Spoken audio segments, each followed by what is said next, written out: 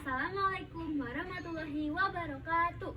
Shalom, salam sejahtera bagi kita semua. Nama budaya, salam kebajikan, sampurasun. Perkenalkan, nama saya Nusaibah Umara Tufailah Salman dari SMP Negeri 5 Bandung.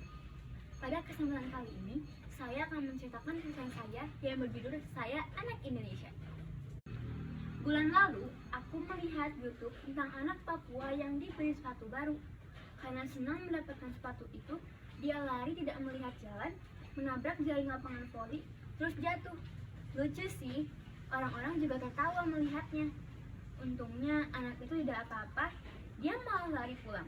Mungkin mengabari orang tua atau teman-temannya kalau dia punya sepatu baru. Tapi lama-lama aku merasa video itu jadi tidak lucu. Sedih malah lihatnya. Aku tiba-tiba terpikir kalau anak itu telanjang kaki senang bukan karena punya sepatu baru, tapi dia senang karena seumur hidupnya baru sekarang punya sepatu. Aku tiba-tiba merasa bersalah karena aku menertawakan kemiskinan orang lain. Video YouTube itu adalah salah satu dari ratusan dan ribuan video yang menurutku seharusnya dilarang. Kenapa? Karena mempermalukan seseorang di depan umum. Entah sudah berapa ribu orang yang menonton dan menyebarkan video itu. Kelucuan yang terjadi bukan karena kesalahan yang disengaja atau karena membuat konten lucu. Kelucuan itu karena anak itu miskin dan tidak mampu membeli sepatu. Setiap hari, mungkin ada saja orang yang sengaja membuat dan menyebarkan video seperti itu. Video yang menunjukkan dan mempermalukan anak-anak di media sosial. Menurut aku sih, itu termasuk bullying. Sama seperti kalau kita menertawakan anak-anak yang punya gaya berbeda dari kita. Anak yang bajunya lebih lusuh atau sepatunya belal di sekolah.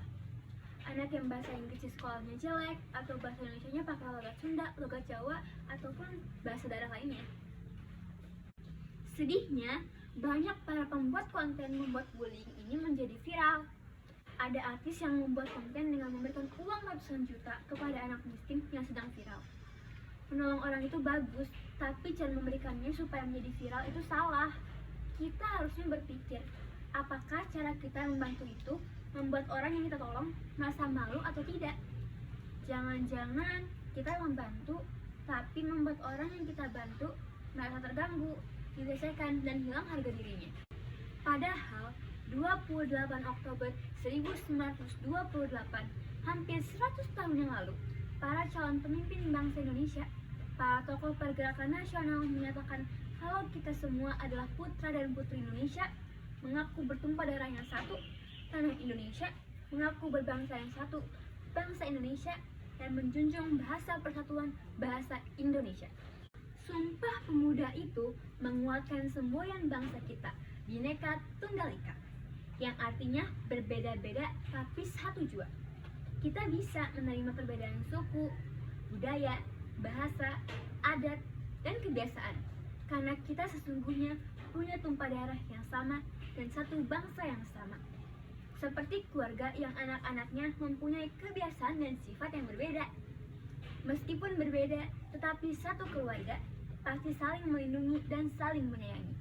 Bagi anak-anak Indonesia, Sumpah Pemuda adalah harapan untuk semua anak tumbuh dan berkembang sesuai minatnya, berekspresi sesuai cita-citanya di masa depan, dan memberikan yang terbaik bagi Indonesia. Kita tumbuh di tanah yang sama dan menghirup udara yang sama, sehingga kita semua memiliki hak untuk tumbuh dan berkembang yang sama. Tidak boleh ada lagi yang karena ingin viral, membuli, dan menghina anak Indonesia. Kita yang mampu membantu mereka yang kekurangan. Kita yang kuat membantu mereka yang lemah. Termasuk memakai media sosial untuk mencerdaskan. Karena kita sesungguhnya adalah satu nusa, satu bangsa, dan satu bahasa. Cukup sekian dari cerita saya kali ini. Semoga cerita saya bermanfaat dan kalian semua terhibur ya. Wassalamualaikum warahmatullahi wabarakatuh. Om Santi Santi Santi Om. Terima kasih. Dadah.